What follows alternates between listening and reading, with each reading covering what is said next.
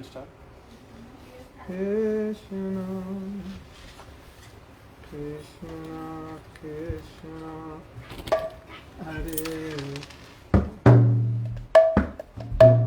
So, why don't the women sit on one side? Yeah. The men sit Yeah, on let's the come other. forward. All the women on one side and all the men on one side. So that people will come behind, they will sit behind.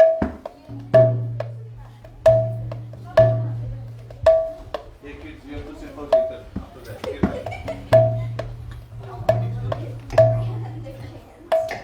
After Kirtan.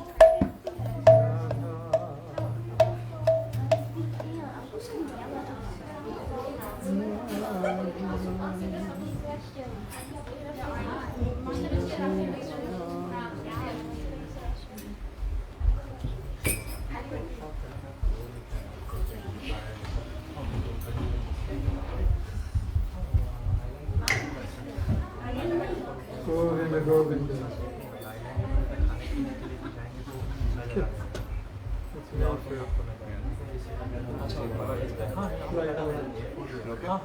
Krishna Chaitanya Prabhu Jai Radha Madhava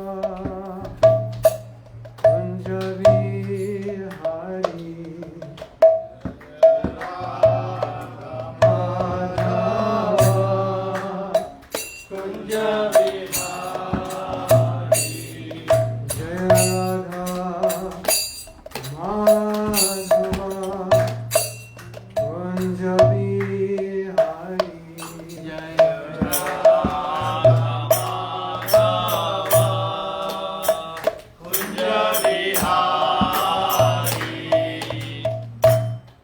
Vijana Vallabha Givaradhari Gopijana Vallabha Givaradhari. Gopi Jana Vallabha Givaradhari Gopijana Vallabha Givaradhari. Yashodanandana Ajitana Ranjana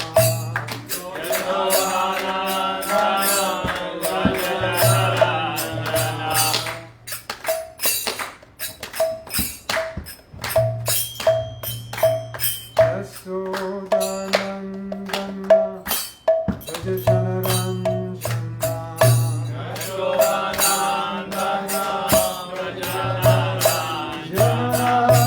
Ajitana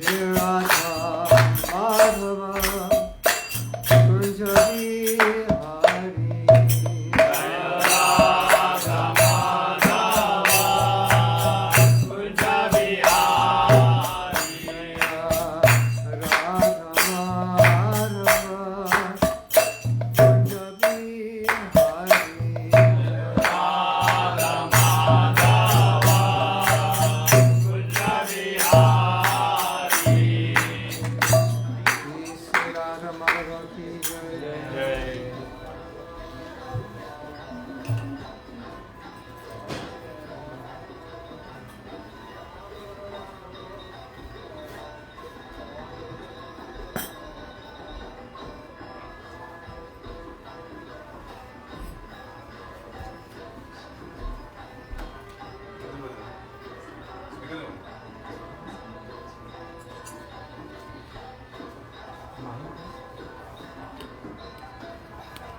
Hare Krishna Krishna Hare Hare Om Gyanatimirandasya Jnanam Shalakaya Chakshunam Militam Jena Tasmai Sri Gurave Namaha Sri Chaitanya Manavishtam Stapitam Yena Bhutale Swayam Rupamayam Datishadantikam Sri Krishna Chaitanya Prabhu Nityananda Shri Advaita Gadadhar Hare Krishna Krishna Krishna Hare Hare Hare Rama Rama Rama Hare Hare. So, Can I spend 2 minutes just introducing you? no. Is that okay? You have 30 seconds. So, I just wanted to thank you all for coming and wanted to introduce Mahatma Prabhu. He is visiting from Alachua, Florida. He has been in Krishna consciousness since the age of 19 years, where he was born in Los Angeles, California, and he met our founder Acharya Srila Prabhupada, who started the ISKCON organization in 1969. So he has done a lot of activities in ISKCON, has been a Sankirtan leader, temple president, has organized several book distribution activities. He currently lives in Alachua, Florida with his wife and his daughter. He has a huge presence on the social media in terms of preaching Krishna consciousness and making people aware about who's Krishna and how we can involve Krishna in our lives. So we invited him over, and we thank you all for coming and willing to listen. Haribol. Mukam karti vachalam pangulam veti girim kripat maham bande suguru dinatam. So this is my first time in Cincinnati since 1978, I think. So I'm making how many years is that? That's like 44 or something? Making my 44-year return. It's quite a different city now. And we're visiting here to do a japa workshop. We will help people improve their chanting, and we're going to start tomorrow night. At what time? 6 o'clock. And then we'll go Saturday from 11 till 7. And that will just scratch the surface, just the beginning. And it's going to be amazing. You're all invited if you haven't signed up. I would encourage you to come. Tonight, we've been asked to talk about keeping Krishna in the center of our family. Yeah. We should actually keep Krishna in the center of everything, not just our family, but our work, our recreation, our mind, our heart, our abilities, our resources, everything. He should be the center. So, the implication of the title is either Krishna may not be in the center at all, or in the center enough, or maybe we're not leaving enough space for him. We're blocking up some of the center. So we could say another title is how we can get out of the center to make Krishna the center, put him in the center. Now, The way to look at that is just to ask a question. Who is in the center of your life? And so for most people they'll say, me, my spouse, my children. Basically, that's the center of my life. Isn't it? Or maybe my job. Or maybe just in principle, my happiness is the center. Like, what's the most important thing? What's the most central thing to your life? Your happiness, your well-being of your family. So, if we took a continuum that went from material to spiritual, we'd see at the top end of the spiritual, the center of one's life is Krishna, or God. As you go down, Krishna remains in the center, but we share space with him. And as you go down materially, we share less and less space with him. And if you go complete material side, we share no space with him, or we're atheistic. He doesn't even exist, and the center is just us. So, someone might say, well, okay, that's all right. It's normal to want to be in the center, but of course, God is giving us everything, so certainly we should appreciate it, right? Certainly we should want to pay back. So what's wrong with us both being in the center? Yeah, in one sense, not anything wrong with it. But sometimes a situation where there's nothing wrong with it doesn't necessarily mean it's something right with it either. It's better than atheism. It's better than only me in the center. That's what we would call religious life or pious life, where we're both in the center. We split it, win-win, we get 50-50. Like that joke where the man bets on the horse race and he goes to the temple and prays to God. I'm betting 100,000 rupees. If I win, I'll give you 50,000. And his horse, and then he only won 50,000 on the horse. So he went back to the temple and he said, well, Krishna, it looks like you already took your 50%, so I'll just keep the other 50. So that's, win-win, 50-50. Now, the idea of just like Krishna's in the center and I'm not, the immediate connotation that was going to come up is, I'm losing. I'm a loser right now. It's like, he's in the center and I'm not. What's going on here? The fact is, he already is in the center. We just don't recognize it. Like, I'm losing, but everything you have comes from him. We didn't create the earth. And everything we have is coming from the earth, isn't it? And so, we're not losing anything. We're just acknowledging. That's all. It's just acknowledging where it came from. And, originally we said who's in the center of your life, and you're thinking yourself, your family, your children. Why are they in the center of your life? Because the center of your life is what you love. What you love the most becomes the center. Now, if you love football, you could become obsessed with football. That could become more important than anything. Like if you become addicted to something, that addiction becomes the love of your life. Right? You play video games 11 hours a day, you never leave your room. Not that you would do it, but people do that, right?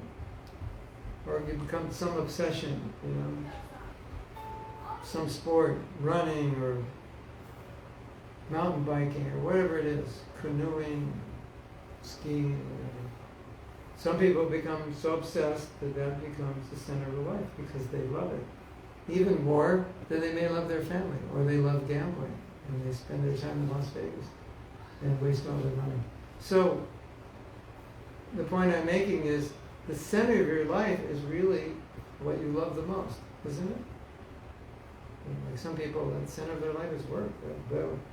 They'll work. I saw this guy. He is the personification of what Bhagavad Gita describes as, with the word mudha. Mudha is translated as ass or a beast, like a donkey that would work, all day and all day. This man said earlier in his life he was working 120 hours a week. Some nights not sleeping, sometimes not sleeping 2 or 3 days a week. Obsessed with his work. 120, let's do the math. There's 7 days in a week, so how many hours a day do you have to work to get 120? Like 18? 18 hours. So that doesn't leave much time for eating and sleeping, does it? So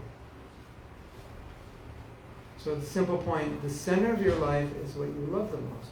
So that's why we're saying, on the highest level of spiritual life, Krishna will be the total center because that's what you love the most. As you go down in material life, God becomes less important, less important, less important, even to the point of irrelevant. Why do I need him? I've got my job, I've got my home, got my car, everything's good. Why do I need God? So I want to explain something that you may have never thought of before, of why we should put Krishna in the center. There are many reasons, but this is an interesting reason. Especially for this reason that, well, everything's okay. And if I'm just a good person and I create good karmas, then at least, everything will stay okay. My next life, it will remain okay. So why do I need God? Kind of like, I'm taking my vitamins, I eat well, why do I need a doctor? Well, maybe you have some disease you don't know about. Obviously you need it. But you may be doing fine down here. Everything's good. Good job, good family, everything's fine. But Krishna wants you to be with him. That's what he wants. So instead of thinking about me and what I want, think about what he wants. He actually wants you there. Everything is good here. He wants you there because he wants a relationship with you. So spiritual life means it's not just about me. Material life means watch out for number one. And who's number one? Well, in material life, number one is me and my family. And in spiritual life, we think, oh, Krishna, I have a relationship with him. You have a relationship. We all have a relationship with him. And he actually wants that relationship. He actually does not want us to be here. He wants us to be with him. So, this is interesting. I don't know if you'll all understand this, but this is interesting. If your happiness causes you to forget him, that makes him unhappy, even though you're happy. Let's say your son ran away, or daughter ran away from home. Probably not your daughter, but your son. Like 17, 18, he runs away from home. If he's happy away from home, that makes you unhappy because then you think he's never going to come back. But if you get the message that things aren't working out, you actually become optimistic about him coming back, isn't it? So that happiness, which causes us to put Krishna down as a less and less of a priority in our life, that causes him unhappiness. Right? So there's nothing wrong with anything unless that anything causes us to forget him, causes us to relegate him to the sidelines. So the center of our life is no longer God. And that's a simple explanation of what materialism is. And if you look at materialism and you look at spirituality and you use this definition, you will see it will always look true. When someone is evolving spiritually, there's more God, more center in his life, there's more puja, there's more mantra, there's more shastra, there's more seva. As we go more materialistic, less puja, less study, less chanting, everything becomes less. And more just what I like and I want to do. So now we have a word in Bhagavad Gita. Bhagavad Gita is interesting. That's this word, sharanagati. Sharana means shelter, and gati means goal. Sometimes translated as go. Go to shelter, or the goal is shelter. My spiritual master translated it as surrender. So surrender is not a pretty word, because surrender, the connotation of surrender is you're giving up something against your will. Surrender, pull out your wallet, give me your phone. Where are the car keys? Where's the keys to your house? You're not volunteering that. But when you get married, you pull out your wallet, give it to your wife. Buy a car, give her the keys. Buy a house, give her the keys. So, isn't it? People say, why are you surrendering to God? No, but surrender is, you can't avoid it, because surrender is a byproduct of love. Wherever there is love, there is surrender. It's natural. Right? So when Krishna says, surrender to me, we misunderstand it, but he's actually saying, love me. He's just talking about a consequence of love, which is surrender, which is simply saying, I already love you, and I want your love. I want a relationship. Because from Krishna's side, he loves us. From our side, we don't. That's the problem. His side is perfect, our side isn't. We've been trying to push him out of the way. And it's due to a misunderstanding. Because I think a lot of people think, if I want to be happy and enjoy this world, if I bring in too much religion, it's going to get in the way. It's going to ask me to do things that are restrictive. Right? Can't eat certain foods on this day. I should, be sattvic in my life. I shouldn't just, read romance novels. I'm supposed to read scripture. I shouldn't just watch Bollywood movies. I should watch, Mahabharata, Ramayana, Bhagavad Gita, like that. And so people kind of feel it as an imposition. Like, this is going to get in the way of my enjoyment. I just heard a figure yesterday. The exact figure. I think it's 20%, even up to 30% of Americans have been diagnosed with depression. Not that they're saying I'm depressed, but diagnosed by professionals with depression. It's interesting, isn't it? And so, we've been sold on this idea that A, B, and C will make us happy, when it turns out it's making people depressed. And then we have this idea that if I surrender to God, then how will I be happy? I'll be the loser, when in fact it gives us the greatest happiness. So when someone's evolved spiritually, it's very easy to put Krishna in the center, because there's a natural attraction, a natural desire, and a natural happiness that comes from it. So what I find is important in spiritual life is to remove this fear that if I evolve spiritually, I'm giving up, I'm losing. Like if you join the Krishna conscious movement, then your parents think, oh, you'll become a sadhu, you'll give up everything, you'll quit your job, and what's going to happen to you? But factually, that doesn't happen. And it wouldn't happen unless you're actually destined to be a sadhu anyway, right?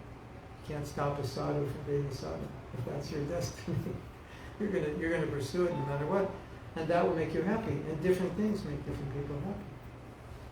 So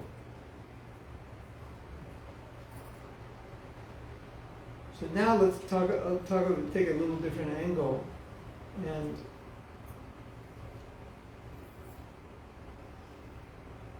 this is a philosophical understanding of why it's difficult sometimes to keep Krishna in the center. Because the reason we have this body is because we kind of wanted to play Krishna's position to some degree. So if you're trying to be somebody, then it's better to keep that somebody away from you, because if you want to imitate them, you don't want them in your life, right? If you're competing with someone, you want to push them away. And so, life after life in this world, that's what we do, to one degree or another. If we're religious, we don't push him away because we could use him to help us enjoy materially. So we keep him, but we're keeping him to become servants of us. But the gross materialist will just push him away. In some way, we're either trying to compete with him or trying to use him to get something, but in either case, not trying to love him. And he's asking, why don't you just love me? That's always been, people say, if especially in India, if I go out in the street and show people Bhagavad Gita, what do you think they're going to say? We already have it, but they'll always say not only do we already have it, we already know it. And they'll quote a few slokas. But after studying Bhagavad Gita for many years, I've come to understand that most people don't really know it. They know it in the sense of using Krishna. They know it more that way. How I can use Krishna to live a better life. But they don't understand it's actually a relationship Krishna is requesting. That's the whole Gita. You just could sum it up in one sentence. Krishna says, I love you, and I want you to love me. I want to have a relationship. That's it. That's actually all the Gita is. You have to go through 18 chapters to get there, because there's a lot of cleansing to do, a lot of layers of ego and attachment and lust, anger, greed, envy, and so forth. You have to pull that off, but when you get to the end of it, essentially that's all that's being said. That's it. And that's really what spiritual life is. And religious life is more, the way I see it, it's more like an insurance policy. So you go to the temple, like some people in India go to the temple every day. Why? Or they go to work and they do some puja to their deity. Why do they do that? Insurance policy. Today will be a good day for business. My family will be healthy. If I don't go, maybe the gods won't like me. Maybe I'll be on their bad side. I need to be on their good side. So we miss the point. Krishna's saying, love me, and we're saying, Krishna, what can you give me? If you're a parent, you exactly know what this is like. Sometimes your kids don't want to spend time with you unless you buy them ice cream. Why don't you come? We're going here. No, I don't want to go. We'll buy your ice cream. Okay. Come with me, I'll give you $10. Okay, I'll go. So this father-children relationship, it even exists with God.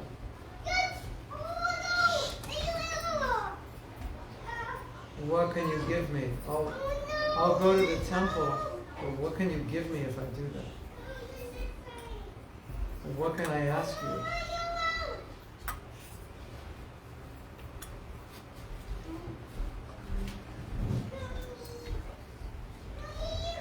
So it looks spiritual, but essentially it has, at the base of it, it has materialism at its core.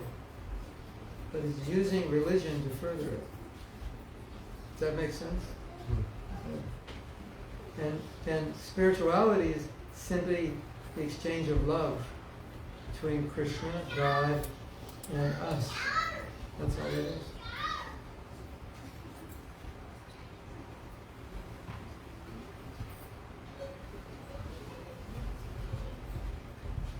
Did you know, this is really interesting. This is the paradox. When someone becomes very pure, they would never ask Krishna for anything other than love. They want to love it. That's all they would ask for. At that point, when they're no longer asking, Krishna is always looking for ways to serve them. So the very thing that an average person wants is to get things from God. When the devotee doesn't want that, at that point, Krishna wants to find ways to give them things. That's what he does. Krishna likes to do it. But he doesn't like to do it in a way that would take you away from him. So when you have love for him, then he can freely do that as much as he wants, because it won't divert you. So he's always looking to serve his devotees, just as his devotees are looking to serve him. It's reciprocal.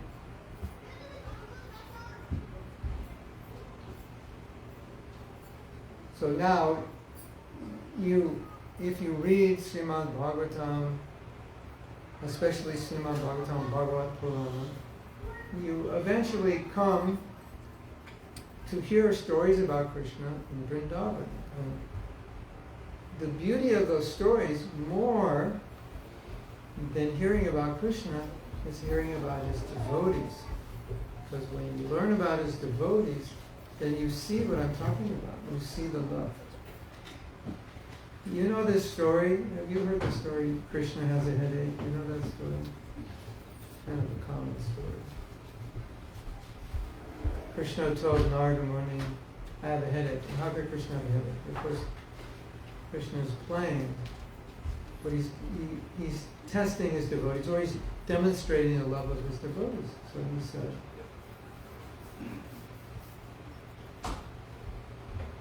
tell my devotees that I have a headache, and the only thing that can cure the headache is the dust from their feet. So you put the dust of your feet on the head of God. You don't go to your altar room and take dust from your feet. In fact, if you touch your feet, you'll wash your hands.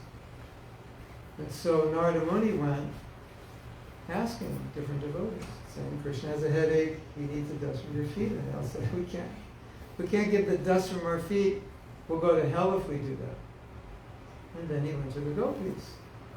And they immediately gave the dust. And Narada Muni said, aren't you worried you could go to hell? And they said, it doesn't matter. Krishna has a headache, and his headache needs to be relieved. It doesn't matter what happens to us. So that's a demonstration of pure love. So Bhagavad Purana, Srimad Bhagavatam, it's leading to that understanding in the 10th canto. And if you study the devotees, you'll see this intense love, selfless love. And that's what spiritual life is. Uddhava was asked by Krishna to go to Vrindavan, and when he got there, he saw a river. He wanted to meet Jasoda and Nanda Maharaj, and he was asked, where are they? And he said, well, if you follow this river, you'll see it takes you to a palace. And the palace is Nanda Maharaj's palace. And he said, well, what is this river? He said, that is their tears. They're crying so much in separation from Krishna that it forms. Because Krishna now was out of Vrindavan, it formed the river.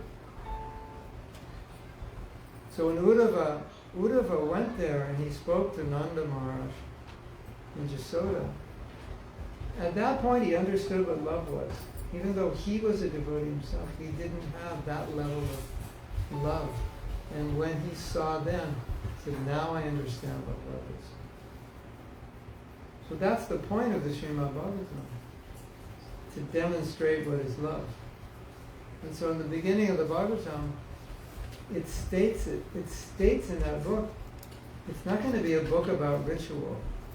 It's not going to be a book about anything other than pure bhakti, pure devotion. That's what it's going to. So it culminates in the 10th canto. And then the highest culmination is Rasa Lila. That's the highest degree of love. And then the highest degree of love is Radha and Krishna. The love that Radha has for Krishna. So, Radharani's mood, like the gopis, is anything that gives Krishna pleasure makes me happy. Anything that makes me happy but causes Krishna pain makes me unhappy, causes me misery. That's love. That's the highest love. Nishli Shiva Paravatam Panastamam. You can break my heart, you can love me, you can break me, you can embrace me, you can leave me. It doesn't matter. You will always be the Lord of my heart. It's like all these films of love. This is all perversions. You probably know this, but me coming from America, when I see a Bollywood film, I just see this is Bhagavatam. It's just Radha and Krishna have been replaced. But it's the same thing. You know, the mother-in-law is getting in the way, and he falls in love with the girl his parents would never want him to marry. And Krishna's leelas are made that way, in the same way. And Radha and Krishna can never get married, and the mother-in-law is in the way, creating problems. But it's all meant to heighten the love and demonstrate that love for us, so we can see, oh, this is what it is. And so we find that on that level of love, the devotee, they don't even want to get out of this world, they don't want to be liberated. Just tell me if you'd like me to search them. They don't ask Krishna for anything, because their love is so intense. They just ask, how can I serve you? Now, let's look at my spiritual master, Srila Prabhupada. As most of you know, when he was a young man, he met Srila Bhaktisiddhanta, who he accepted upon meeting as his spiritual master. And 11 years later, he took Diksha. But at that time, when he met him, I think it was 1923, he asked, his spiritual master asked him to speak Bhagavad philosophy, Krishna consciousness in English. And especially outside of India. That hadn't been done yet. And then he met his spiritual master later, shortly before his spiritual master was going to leave the world, and he asked him, how can I serve you? And he gave him the same instruction. So he was still married at that time. Maybe. When Srila Bhaktisiddhanta, his spiritual master, left the world, Prabhupada must have been 42. So, when he was 65, he had prepared himself to come to New York. He had translated the first canto of the Bhagavatam. He had made some efforts in India to spread Krishna consciousness. He left his family in 1959, took sannyas shortly thereafter. And the only reason he was able to do this, the only reason he even decided to try, was out of love for his spiritual master. So bhakti, as you know, means devotion, means love. So that's what it's based on. It's just total dedication to Guru and Krishna. That's what it's all about. That's the essence of religion. That's what Srimad Bhagavatam says. So putting Krishna in the center of our life, it's natural as you evolve spiritually. It's not, that's just what happens. You put anything in the center of your life that you love. That's it. It's so simple, isn't it? And so look at what's in the center of your life, and you'll see that's, if I ask you, what do you love the most? The question you have to ask yourself is, what's most in the center? That's what I know I love. I have a friend, he's got 18 guitars and 2 bass guitars, so he's got 20. So what do you think is in the center of his life? And that's very much in the center. Right? For musicians, their music is the center. For artists, their art is the center. Actors, actresses, that's the center. Right? What you love the most. That's how you know it's the center. So, in Krishna consciousness and bhakti, you take what you love the most, but you offer it to Krishna. So what you love the most, like your family or your job or your hobby, you offer that to Krishna. So then Krishna becomes the center of what you love. So we asked Prabhupada, well, if you love your children in Krishna consciousness, what does that look like? He said, you make them Krishna conscious. You help them become elevated spiritually. That's how you love them. You don't just love the body and keep them in spiritual ignorance. And in the Bhagavatam it says, you actually should not be allowed to be a parent. You shouldn't become a parent unless you can guide your children spiritually, because that's your primary duty. To guide them materially and take care of them materially is secondary. And then why is the mother considered the first guru? Ultimately because she should guide spiritually. And you know, if you go back in India, 100 years, 150 years, that's how it was, right? Whatever you know about spiritual life, probably now it's like your grandmother or great-grandmother. It's getting more distant. And now as people leave India and come to the West, each successive generation potentially will be more and more in ignorance about their own religion. Right? So it'll, if we don't take up spiritual life, then very soon it will come when your kids ask you, what about this and that? You'll say, I don't know. Go Google it. You'll have no idea. Right? Where your grandmother, great-grandmother knew everything about it, and a few generations later we know nothing about it. So that's the effect of materialism. It washes away spirituality. So we could say more, but I think that's a good introduction. So if anybody has any questions or arguments or comments, feel free to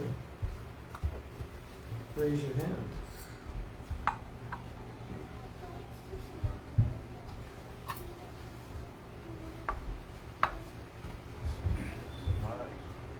You said, we should try to bring our kids spiritually as well. But in today's world, for our kids, we try to have them, give them all gadgets and want them to be, at everybody's same level. Okay, my neighbor or in his classroom somebody got a Nintendo. Okay, my son should also have a Nintendo. If somebody has got something, my son should have this, But we don't think about, how we can, like you said, spiritually is something, if we give that knowledge, that will help us down the line. Like in future, if they are in stress, they know, what he has to do. So how can we help, our kids to go in the spiritual line? They have to be materially because they are in this world, but how we can help them so that they can be spiritual as well, which will help them later on. There are two important things. To do anything, there has to be good reasons.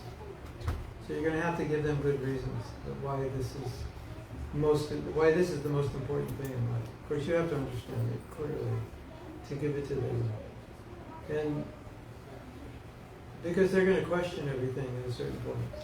More so in America, I would think, than in India, if they grew up in India. Although India is catching up, it'll probably pass America soon. But, or it has already passed. Almost there. Yeah, because if you're trying to imitate America,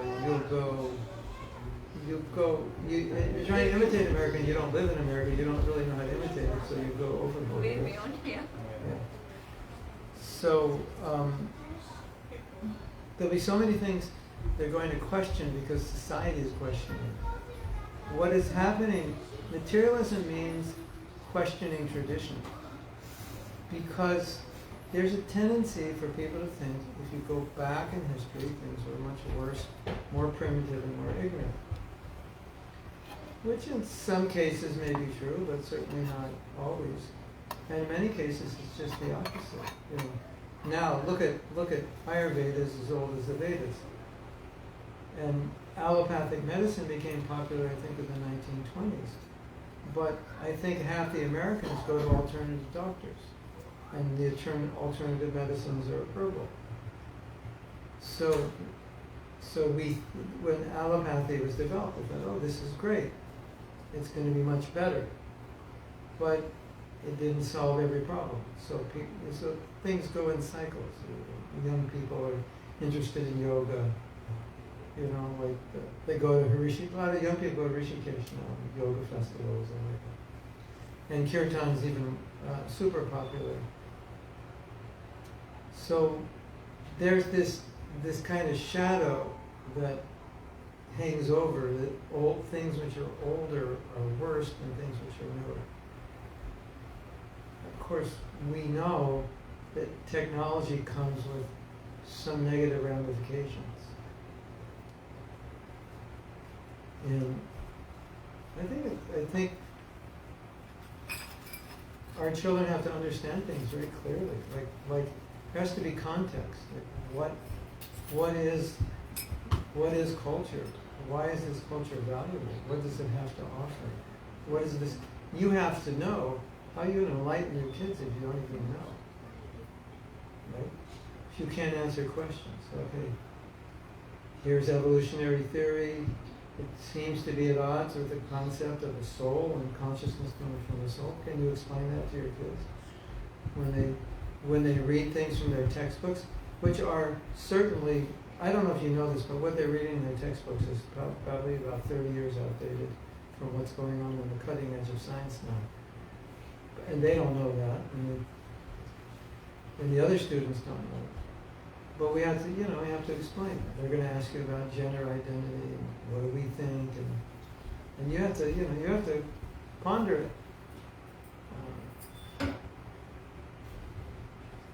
If this is supposed to be better in India, why is there this problem and that problem? The second thing is, and then getting to the essence of why spiritual life is important and how to present it in a way that they can spiritualize their life, at the same time pursue their goals. The other thing is you have to set an example. There's a beautiful saying, your children do not hear what you say, they hear what you do. So, whether you like that or not, there's nothing you can do about it. It just is that way. And so,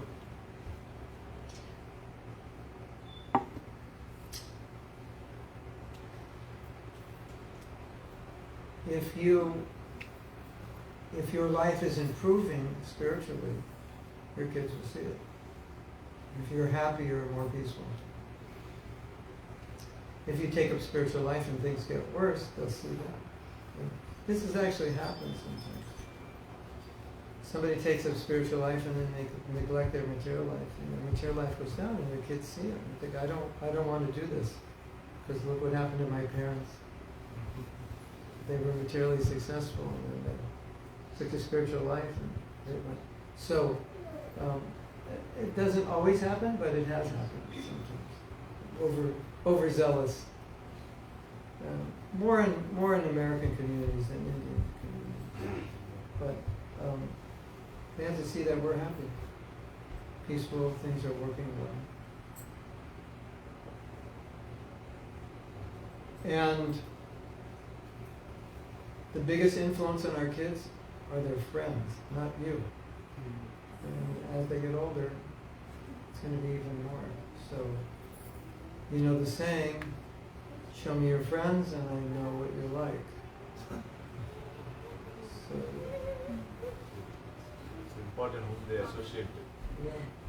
Yeah. What my wife did, her theory was this. We took our daughter to Vrindavan when she was 5.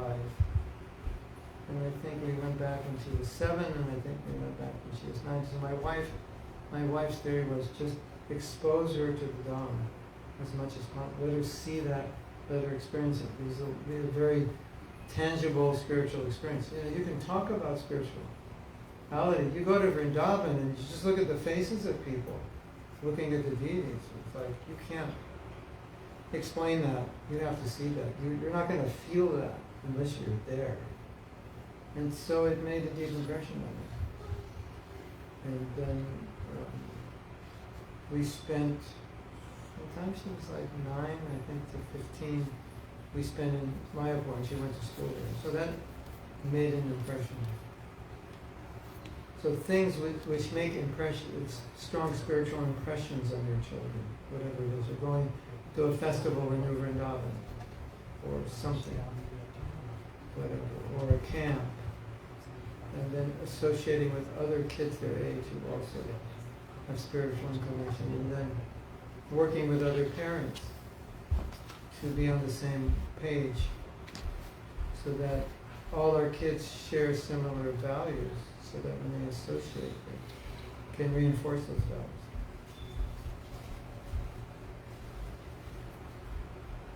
Materialism, as I was saying, materialism is me-centered. It's about me. And what you see is that the more society progresses in materialism, the more that me-centeredness. Forget my parents, forget this, it's just me. I'm not happy, I'm divorcing. I'm going to marry my neighbor's wife. It's all about me. So morality, ethics, all this, it gets thrown out. And as society so-called progresses, it becomes more like this. And so we're raising children in this environment. It's a very me-centered as opposed to community-centered. No, it's not about you, it's about the community. And it's hard to teach that if it's not happening all around us. So that's the challenge. So those values are important. Service, contribution. You exist for the benefit of others, not for the benefit of yourself only. That kind of desire. And that's where society is rotting. And this whole debate, gender identity, it's just about, this is how I feel, and I want to feel this way, and you have to leave me alone. This is how I feel. Yeah, and say, well, if you're a man in the morning and a woman at night, don't you think your kids are going to have problems when they don't know if their mother is a woman or a man? Don't you think that's going to be a problem? No, this is how I feel. I want to do this. It doesn't matter. Don't you think your embryo deserves to live? No, it's my body. I do what I want with it. That's what materialism is.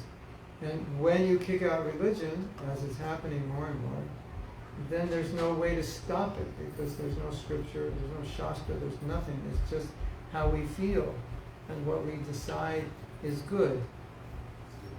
You have to follow the law. The law doesn't make a judgment on what's good and bad necessarily. It's bad not to follow the law, and it's good to follow. So if they change the law, then you can do something bad, and now it's good because you followed the law. So that's materialism. That's what it looks like. And so we have to understand that to be able to explain that to our kids, to be really clear about it. This is where it's going, and this is where it will take you. And if you are only interested in yourself, you will actually become depressed. That's statistically provable, because our society is more materialistic than ever before, and there's more depression, because we're just thinking about ourselves.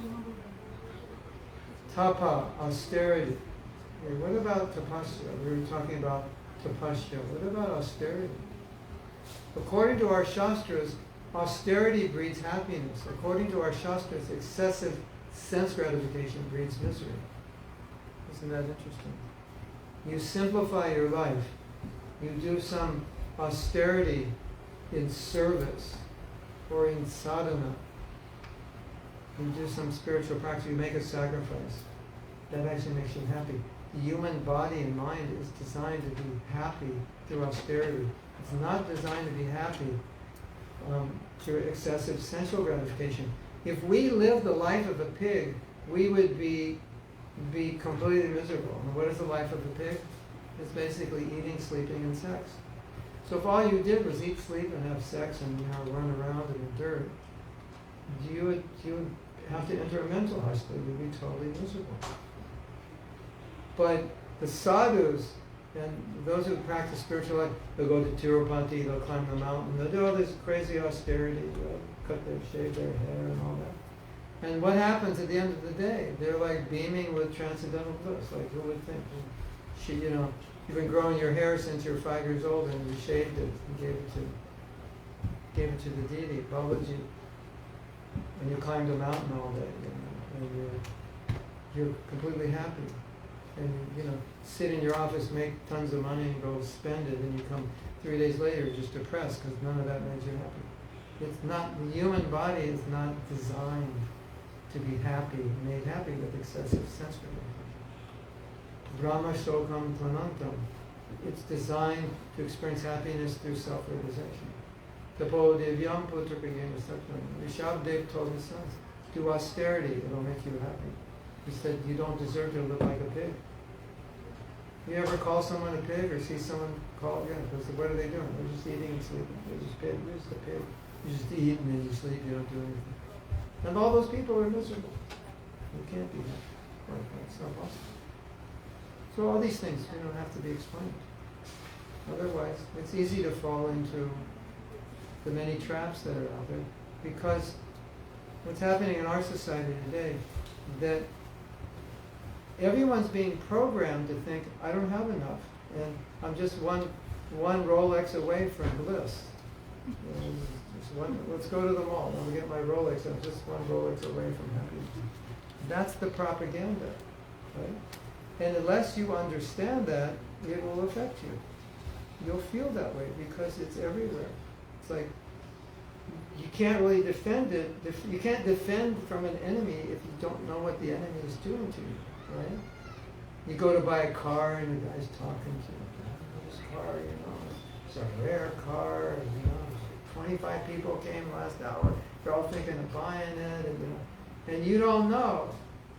And you think this car's really special. They only made so many this year. And it's all a bunch of nonsense. He's just lying, but you don't know.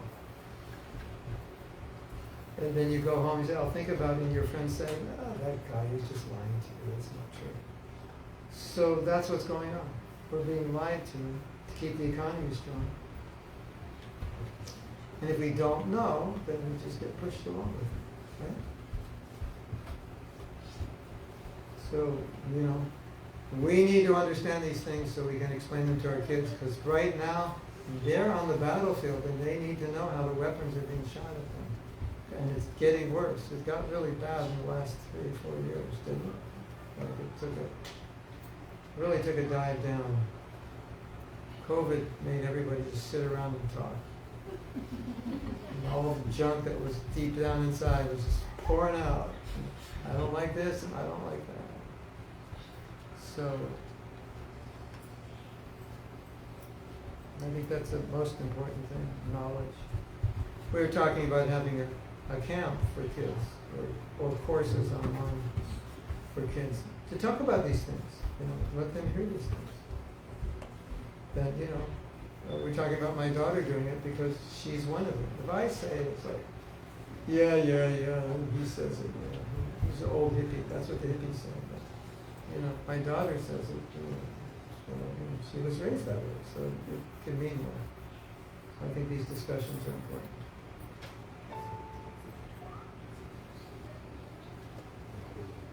And your kids would, anyway, the karma for having kids is they become like you.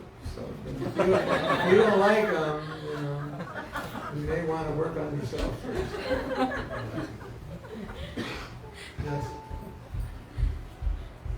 To have spiritual knowledge, for parents, if they have to have spiritual knowledge, but in today's world, nobody has time to gain spiritual knowledge. Morning to evening, we are serving somebody, either our boss or other wife or children. Who made that choice?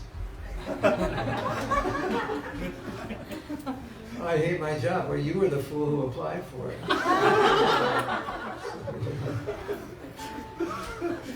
You're not helplessly, bound.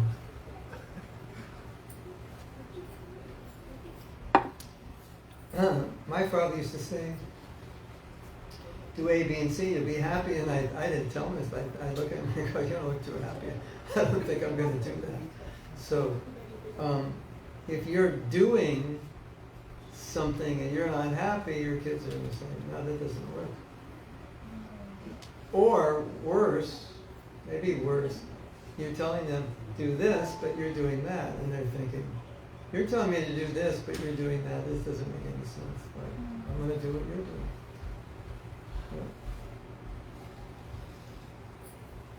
Yeah. And my wife would always say, one of the most important things is give them service. Engage them in Krishna service according to what they like to do. Some creative ways, singing, dancing, art, drama, whatever it is, writing, whatever they like to do. And then they get a taste for service. You have a taste for service, it's beautiful, because through service you experience more pleasure than you do by giving. And so that's a profound experience to have in your life, where you can say, I've experienced greater happiness by giving than taking. That samskara is very important. Otherwise, you'll always think, by taking, I'll become happy, even if you're not, because you don't have that experience. Right?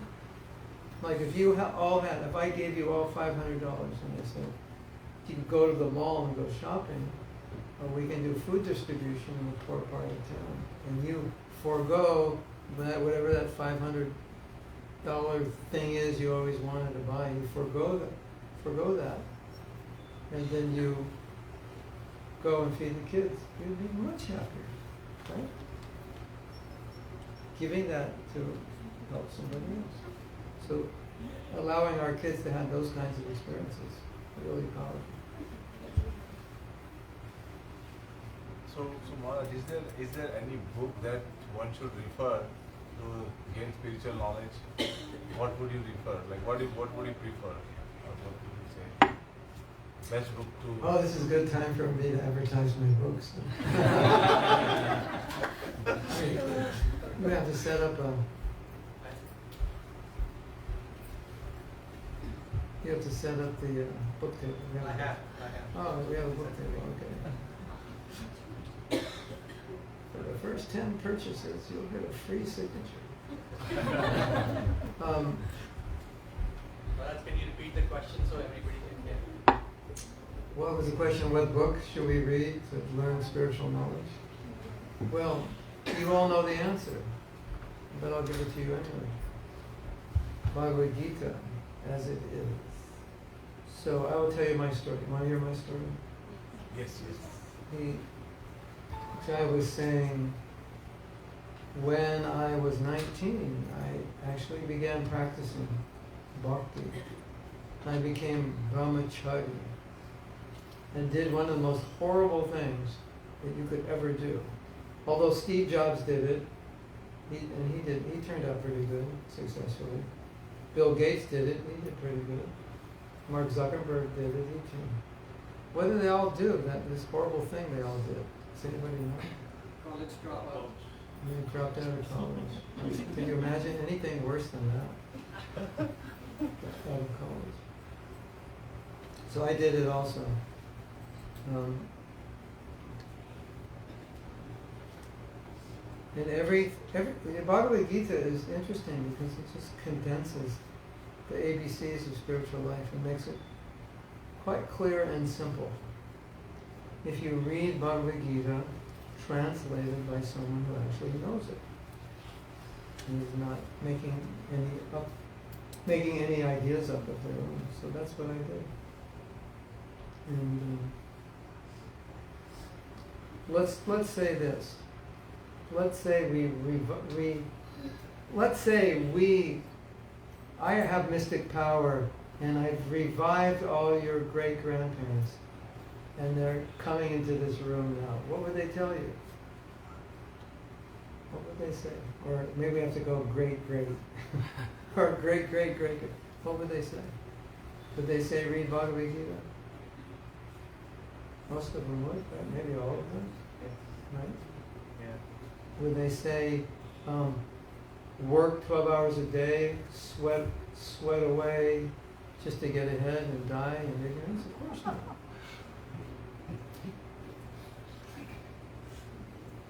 You know, during that time, nobody worked. Nobody had to work that long. So they had lots of time for their spiritual life. Right? But that's kind of normal. That's the way life is supposed to be. So,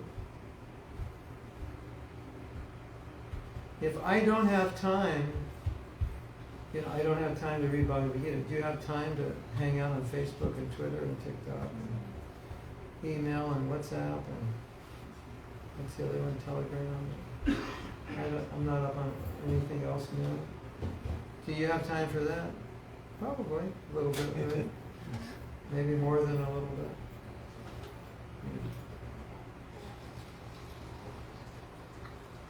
This is what we're dealing with now in 2022. We're dealing with massive amounts of distraction.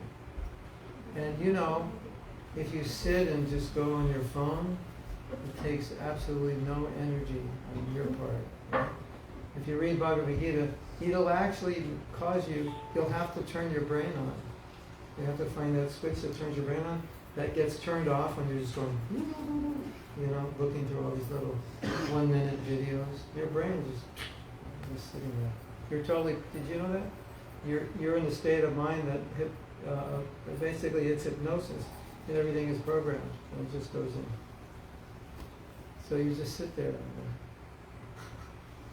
get programmed by what's ever there. And to study Bhagavad Gita is good because you have to think, which is kind of not happening so much lately. You may have noticed, right? People aren't thinking like people used to think.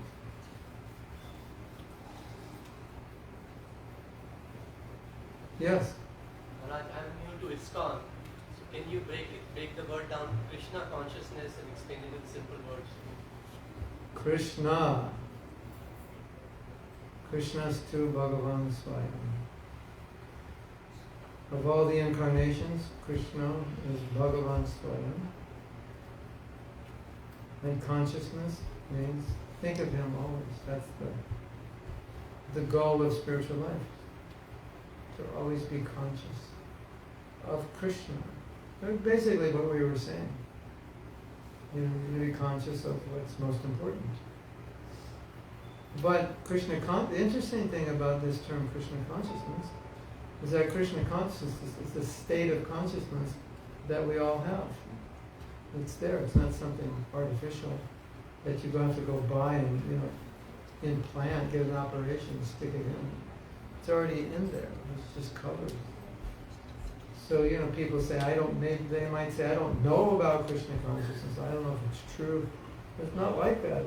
That's the nature of consciousness. That's the purest state of consciousness. So when you purify your consciousness, guess what happens? Boom, you have love of God, Krishna consciousness. It's already there. You can't get rid of it. Sorry. You're a spiritual being, it's in there. That's your nature. Even if you say I don't believe it, it's still there. Just not aware of it, but it's there. That's your nature.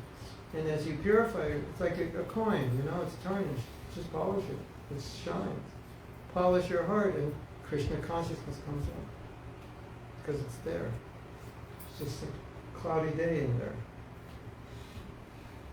Hare Krishna, Krishna Krishna, Hare Hare. Hare Ram, Ram Ram, Hare Hare. That's the sun.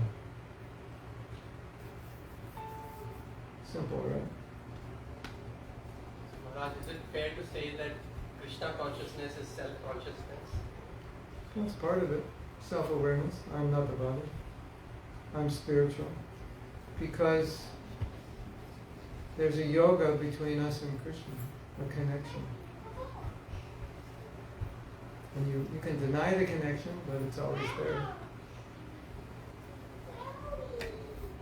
You can run away from it, ignore it, pretend it doesn't exist, but it does. You can't get rid of it.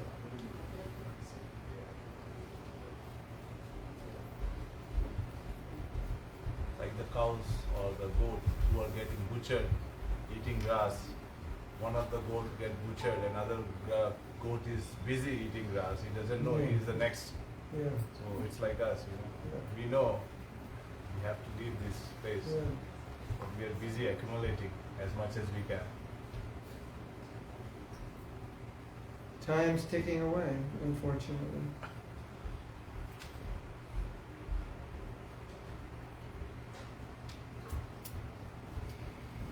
Look at it. It's so interesting. I'll tell you a joke. Maybe you know this joke. But this joke illustrates an important point. So this man made a deal with God. The man wanted to be prepared to die. So he said, God, before I'm going to die, please give me some signs so I can prepare. So God said, okay. And then later on the man died and there was no notice. So when he went back to God, he said, what happened? Kya hai? You said you're going to warn me, but there's no warning. And he said, no, I warned you. I said, no, you didn't. He said, yes, I did. Your arthritis in your knees, the wrinkles on your face, the gray hairs, the lack of energy, the bad digestion. Those are all warning signs you're going to die. You didn't notice. So isn't it a fact, like, to be happy materially requires a certain level of ignorance. You have to ignore. Like you want to buy a product and you don't want to get too depressed, so you just read the good reviews, not the bad ones. Because you don't want to hear that there's anything wrong with the product. That's too depressing, right? So in the Bhagavad Gita, Krishna is saying, no, this is what it's like and you should be aware of it. It's not, it's not all peaches and cream, as we say. There's some bitter neem leaves in that sweet rice. In your halava, somebody slipped in some neem leaves.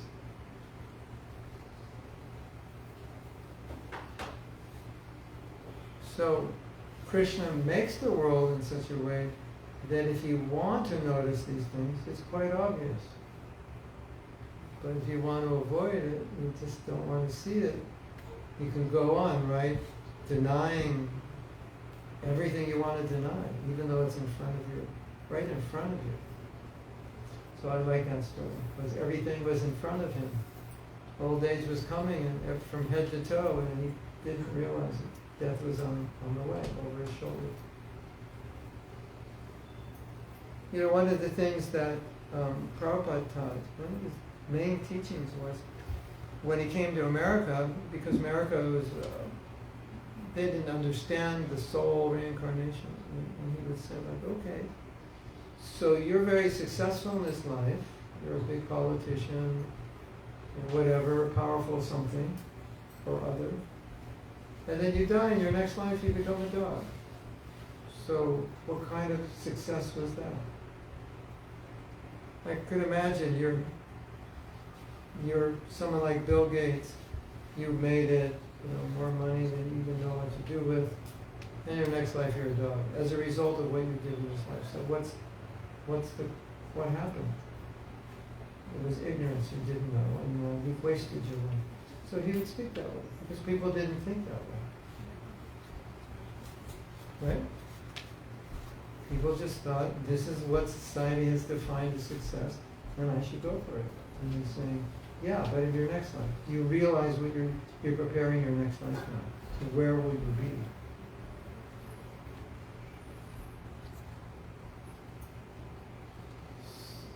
And Krishna says, I'm waiting for you.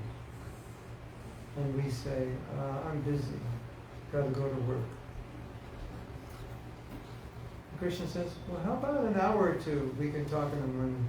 Yeah, maybe, but it's hard to get up early. And I'm busy. Could you imagine? Krishna came to your house and said, came at like 5 in the morning and knocked. What would you say? I'm too tired, come back later. So I want to talk with you.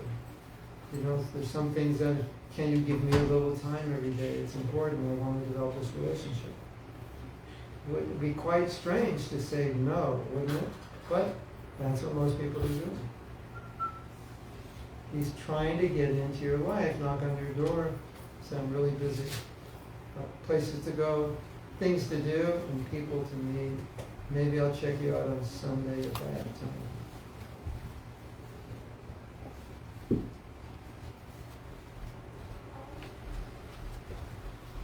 That's where the world is going to, isn't it?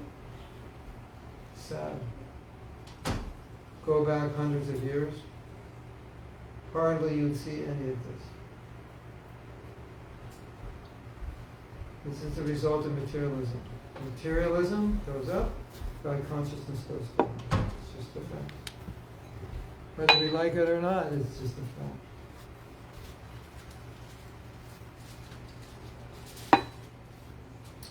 Sorry to give such a depressing ending to this talk, but sometimes you just have to speak how it is.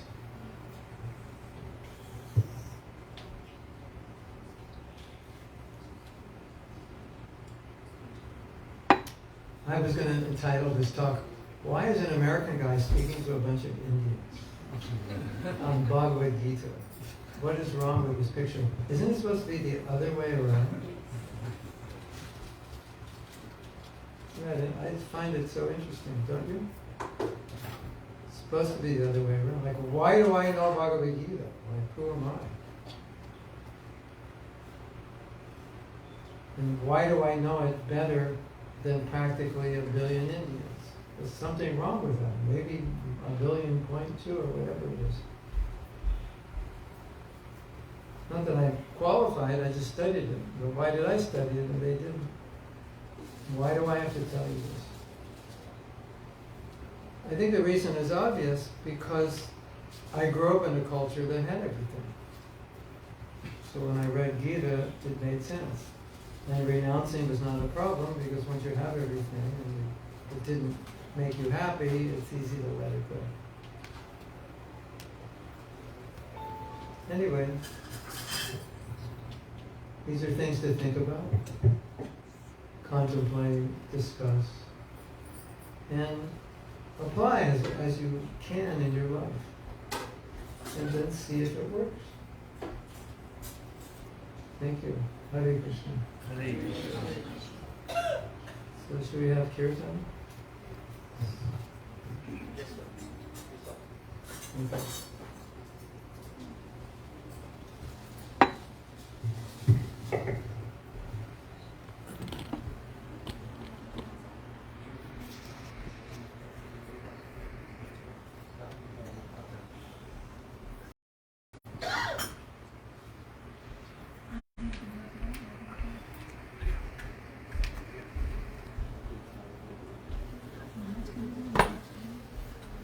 Play the harmonium. Yeah. Hare Krishna, Hare Krishna, Krishna Krishna, Hare Hare, Hare Rama, Hare Rama.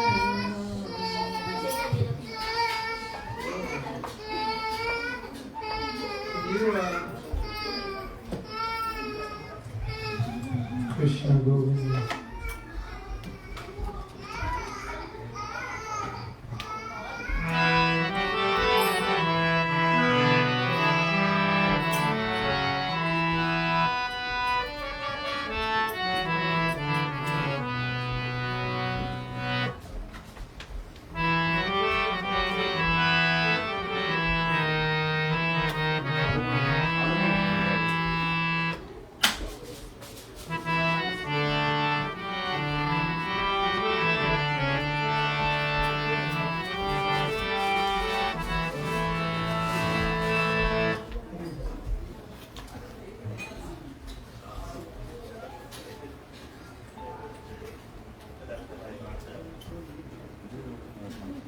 It's okay.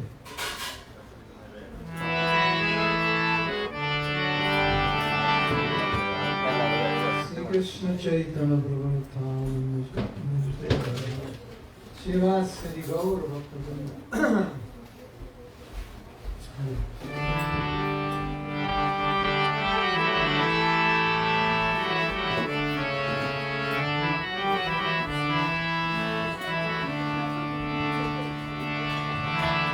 Hare Krishna, Hare Krishna, Krishna Krishna, Hare Hare, Hare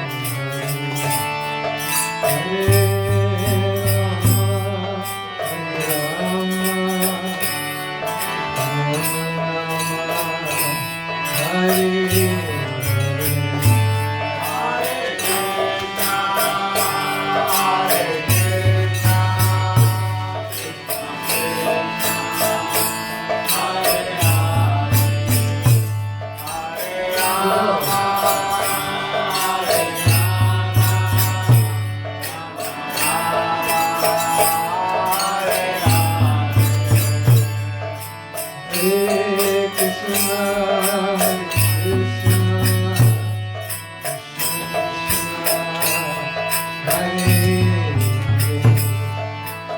Hare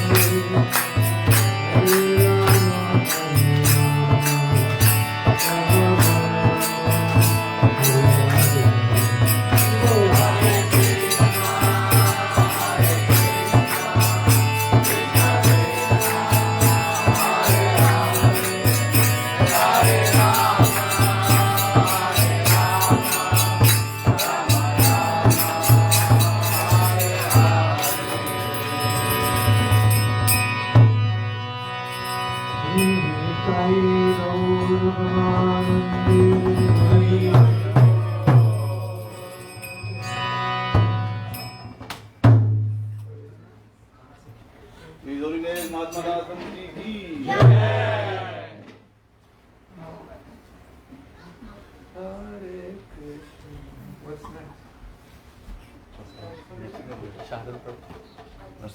Narsinga prayer. Can we do Narsinga prayer? Marnie, where'd you go? Oh, he's back. Should I chant Sringa Pranam mantras for those who know it? Yeah. The prayers for protection.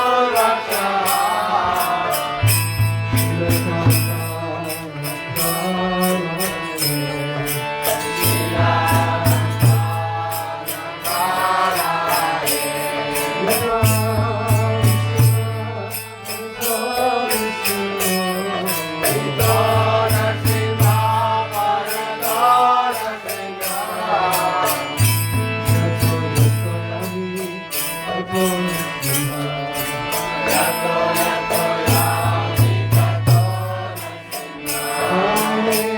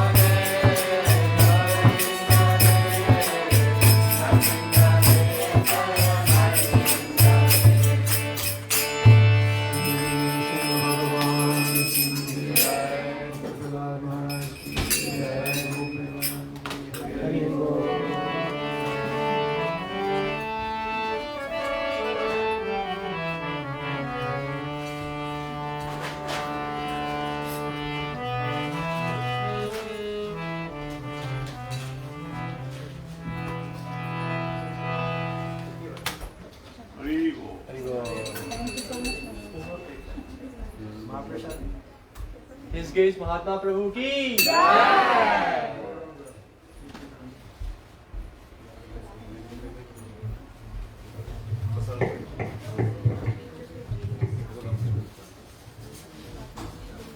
Mahaprasade Govinde Mahaprasad